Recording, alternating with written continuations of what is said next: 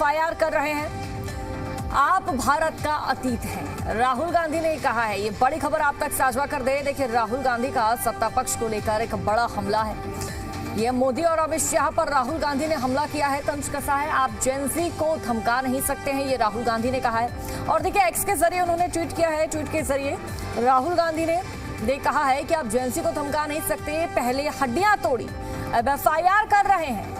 आप भारत का अतीत हैं, ये राहुल गांधी ने कहा है। ये बड़ी जानकारी आप तक साझा कर दे तो नेता प्रतिपक्ष ने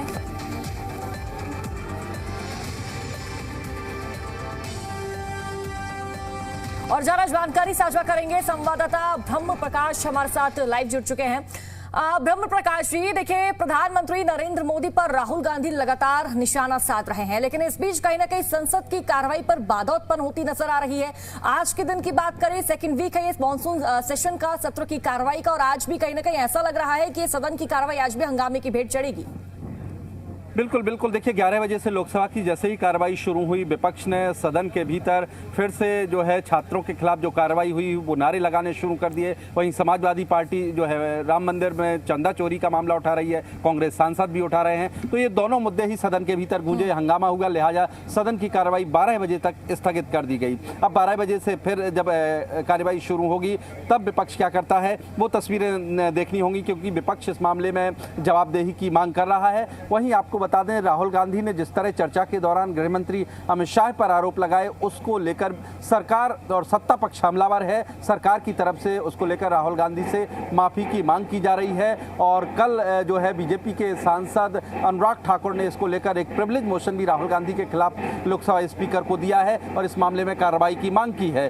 राहुल गांधी पर यह आरोप सत्ता पक्ष ने लगाया है कि बिना सबूतों और तथ्यों के गृह मंत्री अमित शाह पर उन्होंने आरोप लगाए चर्चा के दौरान, जिसमें कहा गया कि गृह मंत्री के आदेश पर जो है फायरिंग हुई और छात्रों पर लाठीचार्ज हुआ। लिहाजा सत्ता पक्ष विपक्ष को इस मामले में खासतौर से राहुल गांधी को घेर रहा है, राहुल गांधी से माफी की मांग कर रहा है। वहीं राहुल गांधी समेत पूरा विपक्ष सरकार को छात्रों पर लाठीचार्ज के मुद्दे पर हमलावर है और बार बार मांग कर रहा है कि इसमें जवाबदेही तय होनी चाहिए। ये सामने आना चाहिए कि किसके आदेश पर छात्रों पर यह कार्रवाई हुई है। तो इसको लेकर लगातार आप कह सकते हैं कि गतिरोध लोकसभा में जारी है। अब 12 बजे सदन शुरू होगा, विपक्ष फिर इस मामले में एक बार अपने मुद्दे उठाएगा। वहीं सत्ता पक्ष की तरफ से राहुल गांधी के खिलाफ कार्रवाई की मांग की जाएगी। बिल्कुल ब्रह्म प्रकाश, लेकिन फिलहाल जो तस्वीर सामने आ रही है, देखिए, विपक्ष द्वारा एक बड़ा सा पोस्टर अपने हाथों में उन्होंने लिया हुआ है और सवाल यही कि चर्चा में अमित शाह शामिल क्यों नहीं है, संसद में अमित शाह शामिल क्यों नहीं है। और राहुल गांधी जिस तरह से लगातार पोस्ट कर रहे हैं, अक्सर राहुल गांधी जेनजी का इस्तेमाल कर रहे हैं, इसके पीछे का उद्देश्य क्या माने?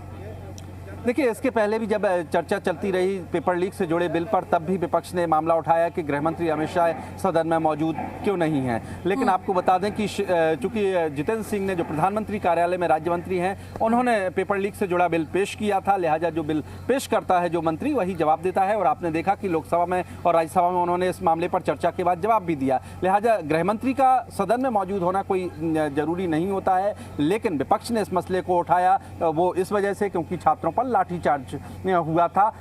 लिहाजा विपक्ष ने इस मामले में उठाया कि गृह मंत्री को सदन में होना चाहिए। तो उस पर राजनीति आप कह सकती हैं कि विपक्ष इसको गरमाने की कोशिश कर रहा है कि अभी भी आज भी वही मामला है कि भाई गृह मंत्री सदन में क्यों नहीं है। वहीं सत्ता पक्ष की तरफ से लगातार मांग की जा रही है कि इस मामले में राहुल गांधी माफी मांगे, क्योंकि बिना तथ्यों के आधार पर गलत आरोप लगाए गए हैं। जी बिल्कुल ब्रह्म प्रकाश, लेकिन स्थिति काफी ज्यादा विचलित नजर आ रही है। जो पूरा मामला है टिक फॉर टैक वाला नजर आ रहा है, क्योंकि हमने थोड़े दिनों पहले देखा कि विपक्ष लगातार सत्ता पक्ष पर हमलावर था कि धर्मेंद्र प्रधान का इस्तीफा होना चाहिए। संसद में जो लड़ाई हमने देखी, लेकिन अब सड़क पर लड़ाई है और वो जो लड़ाई है बीजेपी लड़ रही है आम आदमी पार्टी के खिलाफ। की पंजाब में जो पेपर लीक हुआ है, तो ऐसे में तो पंजाब के जो शिक्षा मंत्री उनको भी इस्तीफा देना चाहिए। बिल्कुल। देखिए, बीते 2 सप्ताह से अगर बात करें तो आपने संसद में भी हंगामा देखा और सड़कों पर भी जो है आंदोलनकारियों को देखा। तो संसद से सड़क तक जो है सरकार को घेरने की कोशिश विपक्ष भी करता रहा है और तमाम जो आंदोलनकारी हैं वो भी करते रहे हैं इस मामले में। इसके बाद शिक्षा मंत्री का इस्तीफा हुआ, धर्मेंद्र प्रधान का, उसके बाद भी विपक्ष हमलावर है और इस मामले में जवाबदेही की मांग कर रहा है। हालांकि आपको मैं बता दूं कि लोकसभा की कार्यसूची में आज जो 2 महत्वपूर्ण विधेयक जो सूची में है, उसमें एक गृह मंत्री अमित शाह को पेश करना है। आप नजर बनाए रखिए, आगे भी आपसे जानकारी अपडेट लेते रहेंगे।